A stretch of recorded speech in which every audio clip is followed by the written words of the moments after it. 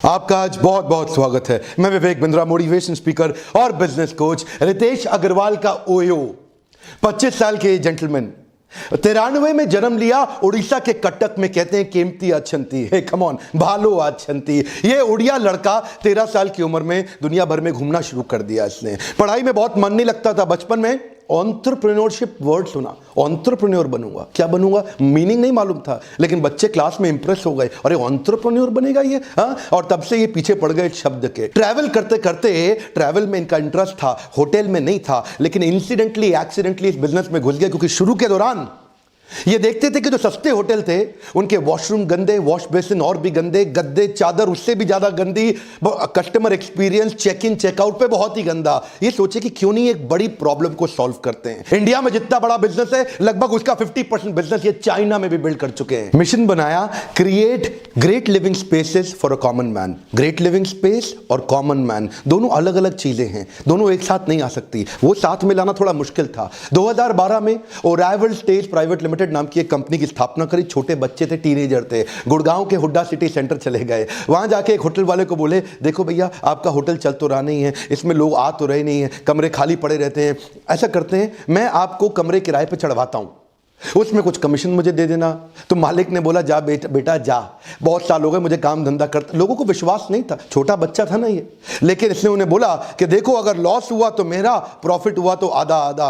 Hotel की experience, bathroom, bed, चादर, toiletry, लेमिनिटी, साफ सफाई, उसको अच्छा किया। वहां से मेहनत चालू करी, लेकिन बड़ा महंगा पड़ रहा था, उनको तकलीफें पड़ रही थी। वहां से इन्होंने सोचा कि मॉडल को स्केल अप करना है तो टेक्नोलॉजी चाहिए, और वहां से इसके बाद उन्होंने ओयो की स्थापना करी। ओयो का मतलब ऑन योर ओन। पहली सक्सेस स्ट्रैटेजी क्या है? Asset light strategy. क्या मीनिंग हुआ इसका? इन्होंने ध्यान से देखा, अनब्रांडेड होटल्स बहुत सारे हैं, ये एक बड़ा यूनिवर्स है अनब्रांडेड होटल्स का। उन सारे अनब्रांडेड होटल्स को एक ब्रांडेड इकोसिस्टम में अगर ला दें तो मजा आ जाएगा। ये सोचते थे किसी मॉल के पास हो होटल, कि रेलवे स्टेशन के पास हो, एयरपोर्ट के पास हो, किसी कॉर्पोरेट हब जहां पे बहुत एम्प्लॉयबिलिटी है उसके पास हो, ताकि होटल तुरंत पिकअप कर जाए। और उसके बाद इन्होंने धीरे धीरे ये समझना शुरू किया कि दुनिया की जितनी बड़ी होटल चेन्स हैं, ये सबका फोकस है उन होटल्स पे जहां 100 से ज्यादा कमरे हों, और 90% से ज्यादा होटल ऐसे हैं जिनके पास 100 से कम कमरे हैं। 10% होटल ऐसे हैं जिनके पास 100 से ज्यादा कमरे हैं। वो 90% होटल्स पे कोई ध्यान नहीं दे रहा था। इस बात को जरा पकड़िएगा मेरी।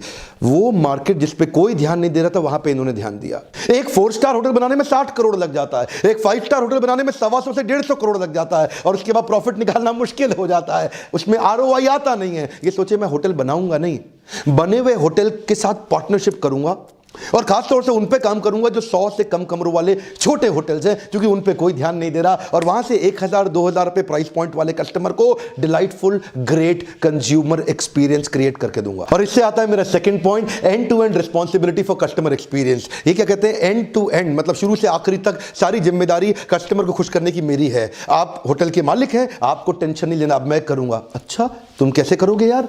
ऐसा होटल का मालिक इनको बोला। तो क्या बोले, जब कस्टमर को होटल ढूंढना होता है वो मैं कराऊंगा कि आसानी से उसको होटल मिल जाए, बुकिंग कैसे आसानी से हो जाए, check in easy, checkout easy, और अंदर सारे वर्ल्ड क्लास एक्सपीरियंस। इससे इन्होंने बिल्ड किया अपनी तीसरी स्ट्रैटेजी, जिसको क्या बोलते हैं? Predictability will bring repeatability. अब प्रिडिक्टेबिलिटी का मतलब क्या हुआ? ध्यान से देखते थे, क्या चीज चल रही है उसको रिपीट कर दो, जो चीज बढ़िया चल रही है उसको रिपीट कर दो। तो इन्होंने क्या किया? अफोर्डेबल बना दिया, प्रिडिक्टेबल बना दिया, और हर जगह अवेलेबल बना दिया। अब चाहिए था इनको स्पीड और स्केल, तो उसके लिए इन्होंने बिल्ड करी टेक्नोलॉजी। चौथा point, technology for speed and scale. ये जानते थे अगर मुझे तेज चलना है और बड़ा करना है तो टेक्नोलॉजी बड़ी इंपॉर्टेंट है। 8 साल की उम्र से इन्होंने कोडिंग शुरू कर दी थी, टेक्नोलॉजी के मामले में बहुत तेज थे। ये जानते थे, इन्होंने मोबाइल ऐप भी ऐसा बनाया कि 3 क्लिक 5 सेकंड कमरा बुक। इनकी अपनी टीम है, हर जगह एक मैनेजर होता है इनका, हर देश में जहां जहां इनका ओयो चल रहा है वो एक अपना क्रिप्टॉन मोबाइल ऐप यूज करता है, जो इनका इंटरनल ऐप है। उस ऐप की मदद से ये वहां के हर होटल की प्रॉपर्टी का रेट ऑफ रिटर्न कैसा आएगा, उसका यील्ड कैसा आएगा, कितना कमाऊंगा, कितनी इन्वेंट्री उसमें चढ़ रही है, कितनी उसमें बुकिंग, उससे क्या होगा, ये उसके प्राइस पॉइंट को डिसाइड कर पाते हैं कि ये कमरा मुझे कितने रुपए में चढ़ाना है। थोड़ा मैं इसको साधारण भाषा में समझाता हूं। मान लो अगर इनके 10,000 होटल है, तो हर होटल पे एक मैनेजर प्राइस पॉइंट के लिए लगाना पड़ेगा, तो मतलब 10,000 मैनेजर चाहिए। लेकिन अब क्या किया, स्क्रिप्टॉन ऐप की मदद से वो 10,000 लोगों का काम 50 लोग कर लेते हैं। इनका विराट रूप समझने के लिए 5वीं स्ट्रैटेजी समझिए, focus team for acquisition and expansion. ये एक अलग डेडिकेटेड फंक्शन, एक टीम बनाई है जिससे हम नए होटल्स, नए पार्टनर्स को एक्वायर करें और बिजनेस को एक्सपैंड करें। इस टीम का केवल यही काम है कि नई प्रॉपर्टीज के साथ पार्टनरशिप को कैसे बिल्ड किया जाए। अभी तो 2.25 लाख कमरे हैं, लेकिन अब इनका टारगेट है कि हर महीने 50,000 कमरे अपनी इन्वेंट्री में बढ़ाते चले जाएं। और ये कहते हैं 2023 तक इस रेट से हमारे पास 25 लाख कमरे हो जाएंगे, जो दुनिया की सबसे बड़ी होटल चेन से 2 गुना ज्यादा बड़ा होगा। आप सोच रहे होंगे ओयो तो तेज एक्सपैंड कैसे किया, ये छोटा सा बच्चा 24-25 साल का, ये किया कैसे इसने? देखिए ये टेक्नोलॉजी का कमाल है। एक्सपेंशन की जो अलग टीम बनाई है उसमें उन्होंने क्या किया कि दूसरा आदमी जब होटल के साथ पार्टनरशिप करता है 8 महीने लगाता है, ये 8 दिन में कर लेते हैं। कैसे करते हैं? मोबाइल ऐप से ही सब चीजें भेजते हैं, उनको ऐप डाउनलोड करा देते हैं, उनके साथ मोबाइल पे ही कॉन्ट्रैक्ट साइन करा के वापस मंगा लेते हैं। उसके बाद 15 दिन में प्रॉपर्टी को एकदम अपग्रेड कर देंगे, जो मैं पहले बता चुका हूं आपको, प्रॉपर्टी को सुंदर बना देंगे और चालू इस तरह से नई प्रॉपर्टी रोज एक के बाद एक के बाद एक। अब इतना तेज एक्सपैंड कर रहे हैं ना, जब एक्सपेंशन तेज है तो गलतियां भी तेज हो सकती हैं। उसके लिए उन्होंने बनाई 6ठी strategy, feedback to feed forward. इसका मतलब क्या हुआ? They say that we have a feedback driven strategy factory. जो भी कुछ करेंगे, जो भी कुछ नया लेकर के आएंगे, वो कस्टमर से लेकर के आएंगे। अब ये सारी टेक्नोलॉजी को चलाने के लिए ह्यूमन एलिमेंट मिस नहीं होना चाहिए, क्योंकि ह्यूमन ही तो टेक्नोलॉजी चलाएगा।